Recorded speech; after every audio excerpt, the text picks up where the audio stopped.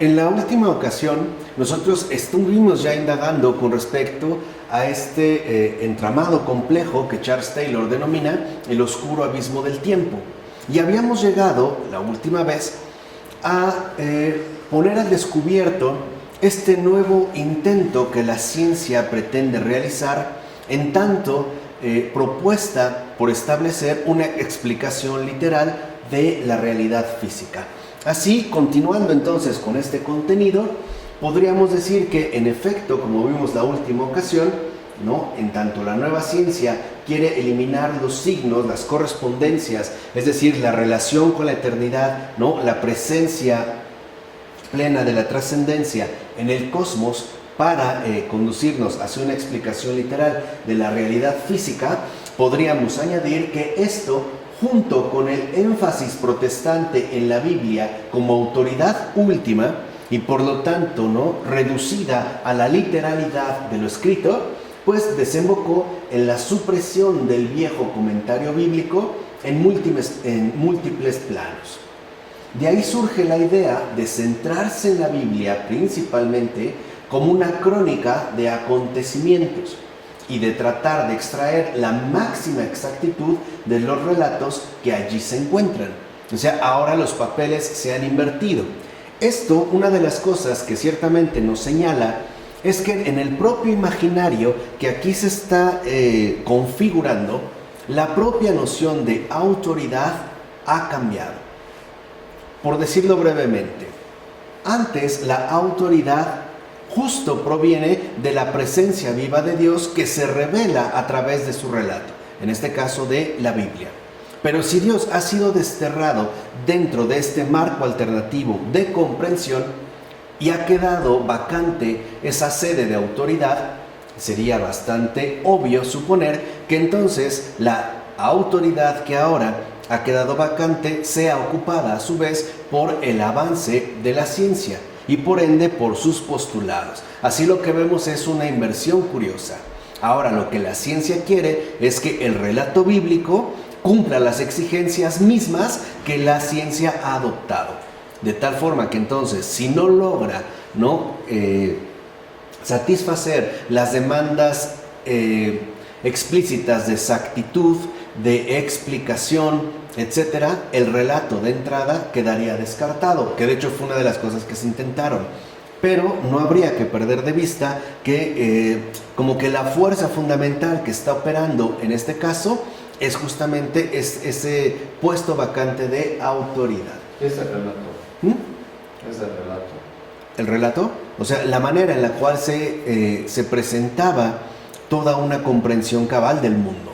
Por ejemplo, aparecía el relato bíblico, no solo en el sentido literal, sino con toda la implicación simbólica que eso tenía, o sea, su dimensión alegórica, anagógica, etcétera, o sea, simbólica, y por otro lado, el considerarlo no solamente un escrito, sino una palabra cuyo sentido desbordaría incluso la mera literalidad.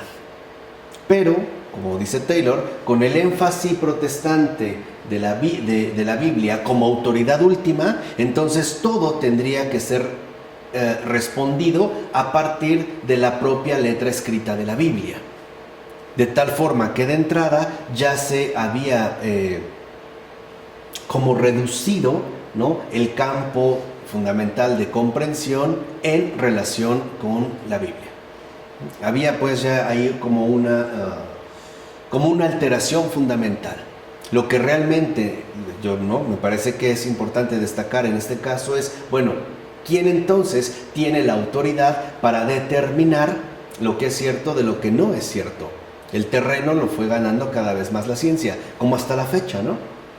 Literalmente, desde entonces, al parecer le hemos dejado la última palabra a la ciencia. E incluso también la primera de las palabras, ¿no? La hemos hecho el alfa y la omega del mundo contemporáneo, ¿no? Aquella que viene ya no a revelarnos lo que son las cosas, sino a explicarnos el funcionamiento de estas, ¿no? Y ya fuera de ello quedarían a lo mejor las alternativas religiosas o de algún otro tipo, o incluso llamadas espirituales, pero solo como algo secundario, no digamos como por añadidura. ¿no? Ya sería pues como una especie de elemento accesorio al gusto, ¿no? Si alguien quiere creer que Dios creó este mecanismo, que lo haga. Lo que importa es entender de qué manera funciona, ¿no? Así entonces, dice Taylor, ¿no?, que es de hecho ya un proyecto habitual de la era postgalileana y que acaba con la absurda precisión de los cálculos del arzobispo Ussher. Así pues, vista desde el interior de este marco, la fe cristiana en su conjunto se sostiene o se desmorona con la historicidad exacta de los relatos detallados del libro de Génesis. Por ejemplo, que tiene que haber un diluvio universal 1656 años después de la creación, o cerca de esta época, pues de lo contrario, entonces la Biblia queda refutada. O sea, ya se había deslizado la cuestión hacia las propias exigencias explicativas que iba imponiendo cada vez más la ciencia. Ciertamente, lo llamativo de esta perspectiva en relación con la que le precedió es justo la eliminación del misterio. Todo, al parecer, tendría que quedar plenamente clarificado. O sea, todo puede tener una explicación. Ahora, ¿quién es la única capaz de ofrecernos tal explicación? La ciencia. Que sería, digamos, como el proceso, a mi entender, mucho más grave de este cambio. O sea, más exactamente, el misterio se tolera solamente en los designios de Dios, los cuales no podemos esperar comprender porque es su creación. O sea, claro, ¿cuáles son los designios, ¿no?, fundamentales de Dios? No lo sabemos, no podemos explicarlos. Pero, en último término, tampoco ya importa demasiado. Porque lo que nos interesa es cómo funciona, ¿no?, esto que está a nuestro alcance. Digamos, entendido como un mecanismo meramente funcional. Entonces, en este sentido, la nueva perspectiva opera de manera análoga y va aún más lejos que la Reforma protestante, que tenía tendencia a expulsar lo sagrado de las cosas creadas sobre la base de que situarlo en ellas es una forma de idolatría. Por eso nada de imágenes, nada de santos y nada de que hubiera algún tipo de relación con las cosas creadas. Para la nueva perspectiva, los propios acontecimientos reales que conforman nuestra historia son absolutamente comprensibles.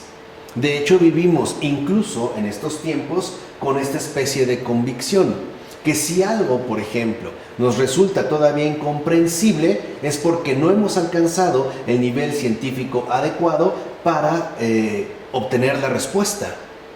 Hoy nuestra vida en gran medida se desarrolla sin misterio, ¿no? Se desarrolla como algo, vuelvo a insistir, plenamente clarificado, cuyas respuestas dependen o bien del avance tecnológico que apoye la eficacia en los resultados, o bien de las propuestas cada vez más sofisticadas de un avanzado equipo científico, ¿no? Así ya no vivimos, por ejemplo, con enigmas radicales. Pensemos cómo se define o cómo se ha llegado a definir de alguna manera el amor, como una reacción meramente química de feromonas. O sea, ya no hay un misterio en el por qué yo me pueda sentir atraído hacia una persona en lugar de cualquier otra, habiendo tantas y tantas alternativas diferentes. Hoy se sostiene que esto puede ser resultado, en todo caso, de la reacción química de feromonas que establecerían precisamente un tipo, ¿no?, de acontecimiento químico que establecería la reciprocidad de atracción, ¿no?, el que yo me sienta atraído por ella o por aquel. Entonces lo que vemos es que la explicación viene a sustituir el papel que juega la revelación. Porque en último término, ¿a qué apunta la revelación? Darnos a conocer algo que definitivamente no conocemos y que además lo podemos conocer pero no agotar. Entendamos que esa es la cuestión del misterio. El misterio no es que es plenamente, que nos es absolutamente inaccesible, no. El misterio es que es más bien consiste en que es aquello que a nosotros, como seres humanos, como criaturas, nos resulta por completo inagotable. Esto sí, ¿no? Es tan evidente como verlo en la palabra viva. ¿Cuántos comentarios, por ejemplo, de los santos padres, nos han escrito acerca de un versículo del Evangelio? El que quieran. Y no se agota, y siempre se le saca más y más y más. Y no lo remitimos, por ejemplo, a la gran inventiva que tengan los autores sagrados, sino a la viveza de aquello que se va desplegando en un desarrollo paulatino. Esto aquí ha quedado justamente anulado. ¿Por qué? Porque se sostiene que en este caso, ¿no? Si ya todo es absolutamente comprensible, ¿no? Ya no hay misterio, entonces donde no podremos comprender es allá donde interviene Dios. Incluso hasta eso se comprenderá en parte en la medida en que Dios revela sus propósitos, o sea, a partir única y exclusivamente del relato bíblico. Así, Isaac Newton, por ejemplo, distingue entre explicar el curso ordinario de las cosas que se puede hacer según las leyes naturales que podemos descubrir y tratar de explicar el origen de este mundo, que proviene de un acto de creación que queda más allá de nuestra comprensión, ¿no? Tal y como ocurre en el relativamente reciente modelo del Big Bang, o bien de esta gran explosión. Así pues, comprender cómo funcionan las cosas está al alcance de nuestras capacidades y no debe quedar ningún misterio, pero comprender su origen queda mucho más allá de nuestras capacidades y no deberíamos acometer tal empresa. De hecho, la respuesta está más allá de este mundo. En este caso es justamente Kant el que llevará el modelo newtoniano al ámbito filosófico. ¿Cómo? Pues a través de que Kant concibe el mundo en una duplicidad fundamental. Por un lado estarían los fenómenos que nos resultarían accesibles a nosotros, pero la esencia, lo que verdaderamente, ¿no? Apuntaría a la cosa en sí, o como él le llama también al noumeno, es algo que en definitiva nosotros no podemos alcanzar. Por eso, para Newton no existe pues ningún misterio intracósmico. Entonces, ¿inexplicable? No, al contrario. ¿Cómo? O sea, no hay ningún misterio intracósmico. Todo lo que nosotros percibimos, ¿no? O tenemos al alcance en este universo, nos es explicable. Fuera de este universo, a lo mejor no lo podemos alcanzar, pero tampoco es algo que interese. No sería, digamos, lo más elemental, ¿no? A ver, por poner un ejemplo, es como si nosotros recibiéramos un equipo tecnológico avanzado. A lo mejor lo que nos interesa es explotarlo y entender su funcionamiento, de tal manera que nosotros podamos, de cierta manera, ¿no? Estar dominando este nuevo aparato, este mecanismo. ¿Quién lo diseñó? Ya no es importante, ¿no? O bajo qué motivos, quizá los tendrá, pero ya no es aquello que resultaría en todo caso fundamental. Ya no es importante, no es porque Dios lo hizo, es mucho más grande que nosotros. Claro. No es por ese motivo. No, o simplemente porque es irrelevante.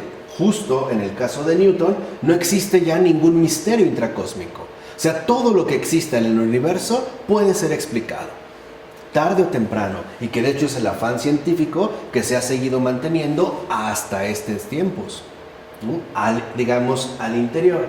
Ahora bien, esto ha traído consigo consecuencias muy paradójicas. Por ejemplo, los darwinistas ideológicos, entiéndase aquellos que no solo aceptan los hechos bien fundados de la evolución, como la descendencia de unas especies a partir de otras, incluido el ser humano, sino que formulan la afirmación dogmática negativa de que la explicación última de cómo opera la evolución, si es que la alcanzamos alguna vez, no hará ninguna referencia al diseño de ninguna configuración o forma dada, ¿no? Estos pues darwinistas ideológicos se enfrentan a los creacionistas, que desean negar de plano la evolución de las especies, al menos en lo referente al ser humano. Pero ambos comparten de hecho el mismo carácter expositivo, O sea, ambos están convencidos, ya sean los creacionistas o los darwinistas ideológicos, aunque se trate de bandos completamente rivales, de que se trata de ofrecer algún tipo claro de explicación. Lo que vemos es que en efecto, por decirlo brevemente, tanto para los primeros como para los segundos, el diseño debe figurar exclusivamente en el explanandum, o sea, en el fenómeno explicado de la teoría evolutiva, nunca en la explanantia, o sea, en la explicación misma del fenómeno.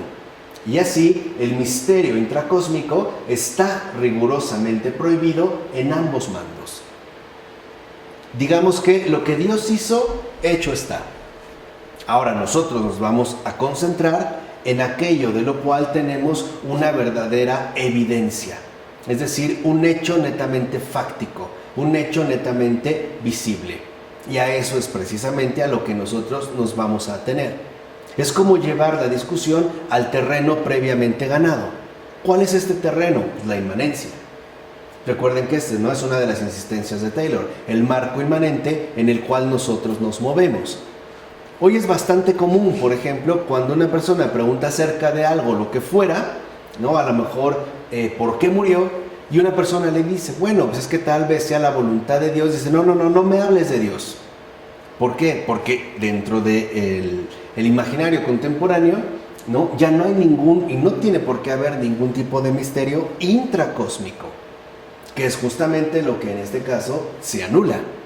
Todo debería de quedar, digamos, plenamente orientado hacia la explicación definitiva. Entonces, se produce supuestamente a partir de entonces un enfrentamiento entre la religión y la ciencia. Un bando movido puramente por los intereses científicos, es decir, por una explicación adecuada para los hechos innegables, se enfrenta a otro movido principalmente por un programa extracientífico que busca por encima de todo mantener creencias muy apreciadas y o la autoridad dogmáticamente tradicional. Pero la historia real no encaja con esta escena dramatizada. Si observamos bien el periodo que estamos examinando, podemos ver que la capa de científicos sensatos solía ser presa de los defensores de la ortodoxia. Por ejemplo, la distinción newtoniana entre explicar el origen del mundo y describir su funcionamiento continuo estaba pensada para subrayar la imposibilidad de la primera intención. O sea, en este caso, lo que hace Newton es decir, claro que hay un origen del mundo, pero para nosotros nos resulta absolutamente imposible acceder a ello. Por eso nos tenemos que concentrar únicamente en describir su funcionamiento continuo. Así habría pues un descarte por imposibilidad. Ahora, esto iba dirigido ante todo contra el modelo epicúreo, que fuera recuperado posteriormente por Descartes y que explicaba el actual estado de cosas como una evolución a partir de una situación anterior, que de hecho también ¿no? anulaba todo misterio intracósmico. Ahora, en este caso, la ortodoxia temía que se tratara de una regresión al recurso epicúreo del azar y la necesidad, lo cual negaría el designio divino o incluso se daría pie a la rehabilitación de la idea aristotélica de la eternidad del universo, o sea, el cosmos ya dado desde el principio.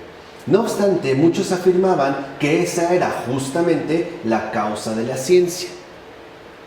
Pero, las leyes de Newton, afirmaban, se podían establecer con toda claridad, mientras que cualquier intento de explicación de los orígenes parecía condenada a ser alocadamente especulativa. En pocas palabras, tendería a ser considerada como algo no fundamentado en hechos comprobables.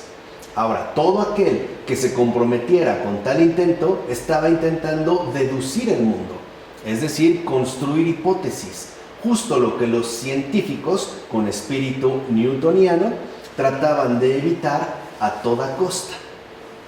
Turgot, por ejemplo, preguntaba a Buffon, ¿por qué quiere siquiera tratar de explicar el origen del sistema solar? si ya no hay que remontarse a ese origen, basta con que nosotros nos limitemos a su funcionamiento constante. La pregunta de Turgot era: ¿por qué deseas despojar a la ciencia newtoniana de esa simplicidad y sabia compostura que la caracteriza? O sea, ¿por qué quieres hacer de Newton nuevamente, o por qué quieres hacer de la teoría de Newton algo que no le compete? ¿Por qué tendrías que tratar de preguntar o indagarte en los orígenes si lo único importante es limitarnos al campo inmanente de la funcionalidad constante, ¿no? O sea, de lo que ocurre en el mundo? Pero eso ya cambió ahorita, ¿no? Ahorita quieren explicar el origen, quieren explicar todo. Sí, claro, pero lo van a tratar de hacer, digamos, aún partiendo de este marco. Pensemos en la teoría del Big Bang. Aún así se trata de un origen remoto, ¿no? Que se hunde, ¿no? Literalmente en el abismo oscuro, pero que no interviene un Dios creador. Por eso se buscan, en pocas palabras, alternativas explicativas que no atenten contra el marco inmanente. O sea, la idea es explicarlo todo sin Dios. ¿El Newton era ateo? No, era deísta. O sea, él cree en un Dios como algo necesario para el orden del cosmos, pero que no mantiene una relación personal o profunda con nosotros. De hecho, sería esta especie de poder superior el gran ordenador del universo, cuya realidad está más allá de nuestras propias posibilidades y alcances. Por eso, él quedaría allá, o sea, no se le niega su existencia, pero sí su relación personal y directa con su propia obra creada. Ese es el deísmo, no más bien la idea de Dios. Así, Condillac exponía de esta manera el argumento. Si un filósofo, encerrado en lo más profundo de su gabinete, tratara de mover la materia, podría hacer con ella lo que deseara. Nada se le resiste. Se debe a que la imaginación ve lo que desea y no ve más, solo especula. Pero esta hipótesis tan arbitraria no arroja luz sobre ninguna verdad. Al contrario, retarda el progreso de la ciencia y acaba siendo más peligrosa por los errores que nos incita a adoptar. Así pues, estas tentativas, ¿no?, eran calificadas despectivamente como aventuras, o sea, todo lo contrario de la ciencia responsable, todo lo contrario del marco alternativo que fue ganando terreno en términos de explicación. Por ello vemos cómo en nuestra vida ordinaria de hoy en día, ante una dificultad que atravesamos, lo queremos resolver también en términos del marco inmanente de comprensión.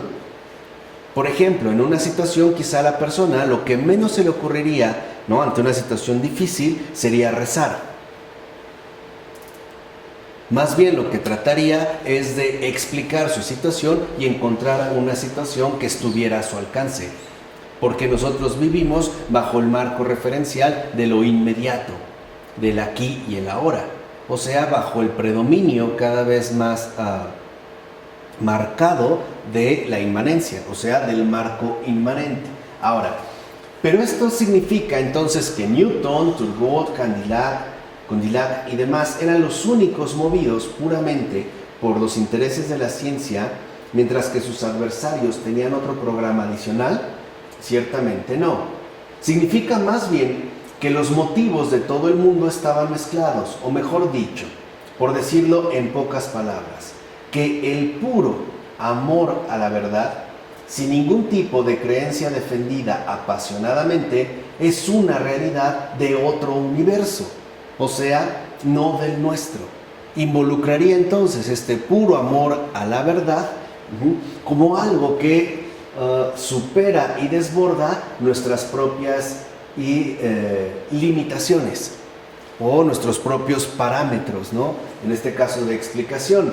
En realidad, el enfrentamiento puro entre religión y ciencia es una quimera, o más bien un constructo ideológico.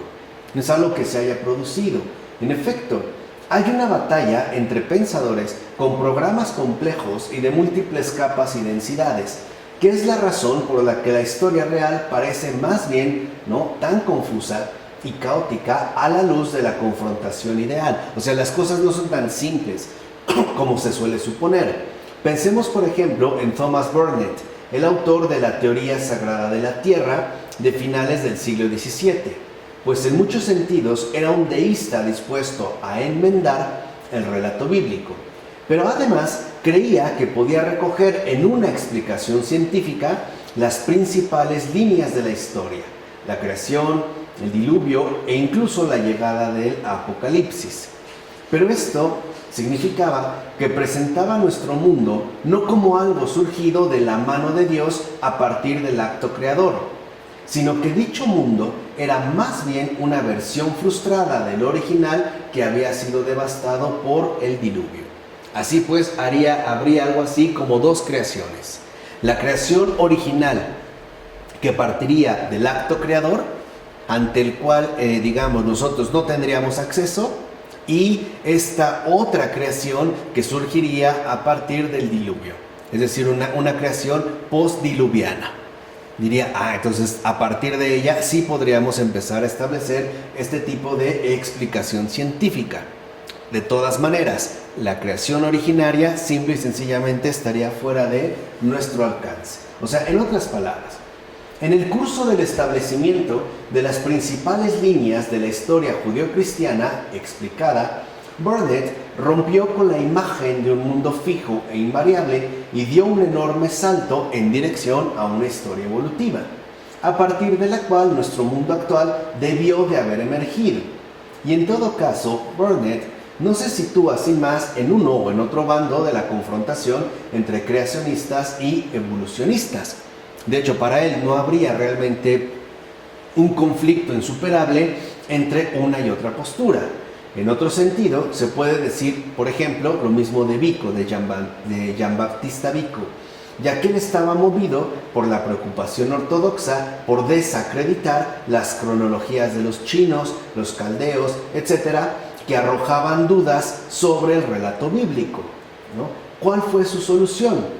Por ejemplo, para Vico, la solución que propuso fue sostener que solo los hebreos, es decir, los descendientes de Sem, se habían ceñido a la cronología original. ¿Qué es la cronología original?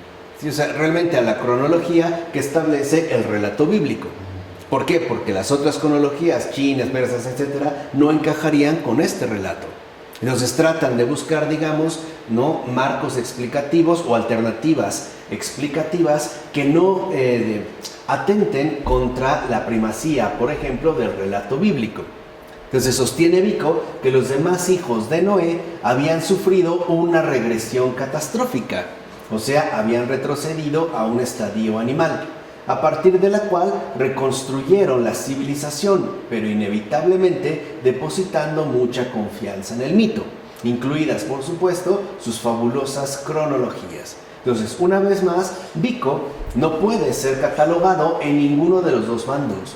Sus intenciones, son ortodoxas, pero es uno de los pioneros del desarrollo de una teoría de los orígenes de la cultura humana a partir de una fase animal prácticamente prehumana. ¿Qué es entonces lo que sostuvo Vico? Que solo Sem se mantuvo humano después del diluvio y que de Sem provienen justamente los hebreos, que serían la base de la cronología original, o sea, de la medición del tiempo que concordaría con el relato hebreo y por lo tanto con el relato bíblico, es decir, judío-cristiano. Los demás, o sea, los hermanos de Sem, lo que hicieron después del diluvio es animalizarse. No siguieron siendo humanos, sino que habían retrocedido a un estadio animal, lo cual después, para reponerse, los, separó del avance normal que habían tenido los hebreos. Esto produjo que incluso desarrollaran sus fabulosas cronologías, o sea, la elaboración de sus propios mitos, lo cual los podría representar como pueblos ciertamente atrasados o por lo menos no alineados con la cronología netamente bíblica que pertenecería justamente a los hebreos. Eso, los chinos también. Entonces los chinos habían sido como estos hermanos de Sem que habían retrocedido a un estadio inferior, en este caso animal, y que por eso se habían quedado como atrasados. y ante este atraso no les había quedado otra más que elaborar sus propias cronologías fabulosas, porque no se ajustaban, de acuerdo con Vico, a el relato bíblico. De hecho es uno de los primeros que va a proponer una fase animal prehumana para explicar el orden de las cosas. Ahora, esto significa que Vico, ¿no?, contribuyó a sepultar la imagen que la humanidad fue algo fijo desde el principio, y por eso es una figura creadora de nuestro moderno sentido de la historia. Todo, a final de cuentas, ha sido cambiante. Entonces lo que vemos es que aunque Dios haya creado al hombre, hay un momento, de acuerdo con Vico, en el que el hombre deja de ser hombre y se convierte en todo caso en un animal. ¿Qué sucede entonces con Burnett y Vico? Podríamos entender que sencillamente sufrían presiones contradictorias. Es decir, ellos realmente quieren defender al menos cierta parte de la perspectiva ortodoxa, pero tienen que afrontar hechos obstinados, de manera que hacen ajustes, y esto es lo que los convierte a ambos en figuras fundadoras de lo que consideramos el punto de vista científico que triunfó sobre la religión. Es por eso que no podemos comprender qué está sucediendo hasta que ampliamos nuestro abanico de consideraciones. De hecho, ni la ciencia, como deseo de ofrecer una explicación creíble de hechos innegables, ni la religión, como tentativa de sostener a toda costa la ortodoxia recibida, se aproximan siquiera a dar sentido a estos dos pensadores. Se requerirían de ambos factores. Por eso debemos tener en cuenta cómo aparecían el universo y la historia en su imaginación. Sin duda, ellos creían en cierta parte de la ortodoxia, pero sus creencias religiosas no eran independientes de su imaginación moral, y por eso su propia idea de la ortodoxia está modulada por esta imaginación. Ahora, si los entendemos desde este plano, podemos considerarlos como figuras claves de la transformación del imaginario cósmico, y que es precisamente aquello que hay que tener en cuenta para entender los puntos que estamos exponiendo. Por ejemplo, para Burnett, las montañas de la Tierra son las ruinas de un mundo destrozado, las cuales muestran cierta magnificencia de la naturaleza, del mismo modo que los viejos templos y anfiteatros en ruinas de los romanos reflejan la grandeza de ese pueblo. Entonces, de acuerdo con Burnett, las ruinas son una de nuestras vías de acceso a las profundidades del tiempo, ya que nos van a conectar con un pasado irrecuperable, es decir, con un mundo parcialmente perdido que solo se mantiene existente en una especie de penumbra. Ahora, sentirse conmovido por las ruinas es sentir la idea de la pérdida de lo grande y por ende también de su fugacidad. Que esta idea pueda ahora ser despertada por el mundo natural es una señal de que está operando un nuevo sentido de la profundidad de los tiempos, y que ahora nosotros llamamos los tiempos fosilizados, y que nos lleva finalmente a esa inconmensurabilidad del tiempo. O sea, de que hay una verdad profunda y conmovedora en la explicación de que el mundo no es algo fijo, sino una evolución. Además, una evolución que puede ser rastreada y explicada a partir de hechos innegables, que es justo lo que marca, el nuevo marco alternativo de comprensión. En el caso de Burnett, esta verdad se articula como una especie de caída, como una reducción catastrófica de nuestro mundo, entendida como un castigo por nuestros errores. Pero también es cierto que esta ruina nos asombra en otro sentido. Su grandeza nos intimida. En sus montañas, desiertos y océanos sentimos una inmensidad que nos es ajena y extraña, que nos empequeñece, que supera nuestro entendimiento y parece no relacionarse con nosotros. Y esto revelaría a Dios de otro modo. Según Burnett, los objetos más magníficos de la naturaleza son, a mi entender, los más placenteros de contemplar, y junto a la gran bóveda celeste y esas regiones infinitas donde habitan las estrellas, no hay nada que contemple con más deleite que el ancho mar y las montañas de la tierra. Hay algo augusto y majestuoso en el aire de estas cosas, que inspira en la mente grandes pensamientos y pasiones. En esas ocasiones sí pensamos de forma natural en Dios y su magnificencia, y cualesquiera que sean las cosas que presenten tan solo una sombra o apariencia de lo infinito, como todo aquello que resulte excesivo a nuestra comprensión, inundará y rebosará la mente con su exceso y la sumirá en un placentero estupor y admiración. O sea, Burnet está volviéndose hacia lo que en el siglo XVIII se llamará precisamente lo sublime.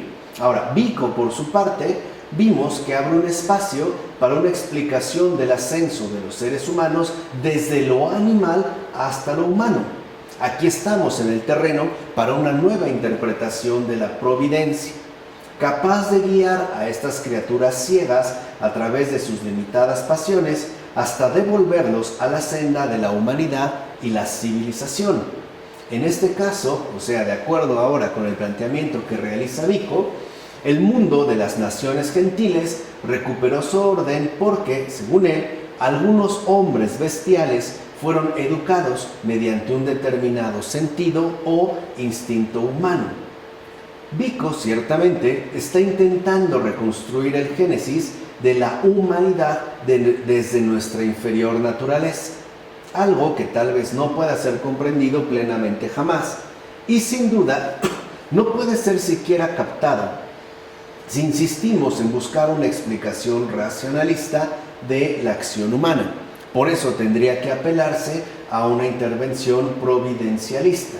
Entonces, en el centro de la teoría de Vico hay una especie de misterio intracósmico, el de cómo la razón, la conciencia y el orden civilizado llegan a emanar a partir de su ausencia. ¿Cómo es que han desaparecido según con el planteamiento de retroceso que establece Vico? ¿Y cómo es que entonces vuelven a aparecer? O sea, ¿cómo es que vuelven a emerger una vez que habían sido desplazados? Esto pues introduce otra clase de profundidad de los tiempos distinta de la de las ruinas que se nos muestran, pues apela a un tiempo que nos remota hasta las tinieblas, o sea, al sombrío abismo anterior a la luz. Así pues, en estos dos autores hemos encontrado tres temas. Primero, el de las ruinas y la profundidad de los tiempos remotos, prehumanos en Vico y, por decirlo así, magnificentes en Burnet. Segundo, el de lo sublime. Y tercero, el del oscuro génesis de la humanidad. Y estos tres temas han pasado a ser hoy en día parte de nuestro imaginario cósmico. Y no podemos pensar que surgieron simplemente como meros subproductos del descubrimiento científico. Más bien ha sido muchísimo más complejo. Y así podemos darnos cuenta que el desplazamiento de la imaginación, o sea, la nueva configuración del imaginario cósmico, es precisamente uno de los principales motores que aquí han intervenido. Tratemos ahora de explorar este aspecto en relación con la aparición justamente de lo sublime. La experiencia de lo que Burnet denominó exceso vino desencadenada por la infinitud de los cielos o por la altura inmensa de las montañas, por los vastos océanos y desiertos inexplorados. Y en términos terrestres, esto quedaría vinculado a la jungla, es decir, a esta especie de desorden o caos. Ahora bien, la idea del cosmos procedía de las antiguas tierras más idóneas para el cultivo, donde estarán justamente vinculadas en orden de referencia a las normas del orden. Y la jungla y las regiones desérticas se podían ver en cierto sentido como inacabadas, o sea, como todavía no plenamente sometidas a la conformidad con las ideas moldeadoras, que en todo caso sí se expresan en las tierras ordenadas del cultivo. El cultivo se opondría justamente a la jungla, en tanto ya se ha logrado moldear el caos que podía prevalecer en la jungla. Ahora, en la antigua Babilonia, todas esas regiones salvajes, incultas, etc., son asimiladas al caos. Continúan participando en lo indiferenciado, es decir, en la modalidad informe de la procreación. Por eso, Cuando se toma posesión de un territorio, esto es, cuando comienza su ordenada explotación o cultivo, se van a ejecutar ritos que repiten simbólicamente el acto de la creación, el paso del caos al orden. En este caso, la zona no cultivada, ¿no? Que correspondería con la jungla, se ordena primero y ya después se habita. Así, el establecimiento en un país nuevo, desconocido, equivale a un acto de creación, dar forma a esta, a esta zona caótica. En la Edad Media, esta idea reaparece cuando algunas órdenes religiosas se trasladaron a vivir a bosques o areales y los convirtieron en tierras monásticas de cultivo, el someter las fuerzas del caos a el orden, ¿no?, que moldea el trabajo impuesto por el cultivo. En este caso, dicha labor representaba una participación del ser humano en la obra altamente creadora de Dios. Incluso esta idea de que los seres humanos fueran colaboradores de Dios en la ordenación del mundo también era poderosa en el Renacimiento. Sir Matthew Hale, por ejemplo, habla del hombre como el virrey del gran Dios del cielo y la tierra en este mundo inferior, y es administrador, custodio y agricultor de esta importante granja del mundo inferior, cuya tarea consiste en cultivarlo e impedir que vuelva a ser una jungla, o sea, que vuelva a convertirse en caos. Así pues, la referencia a una etapa previa de espantosos desiertos de bestias salvajes revela otro aspecto de la jungla en la perspectiva anterior que hemos descrito anteriormente. ¿Por qué están mencionando eso en la jungla? ¿Cómo piensan esas gentes? Porque es el cambio que se había dado dentro del imaginario al establecimiento de un nuevo tipo de orden. O sea, digamos, en tanto ya se percibía la necesidad de considerar que hay algo que tiene que ser ordenado y por lo tanto tiene que ser, en este caso, cultivado.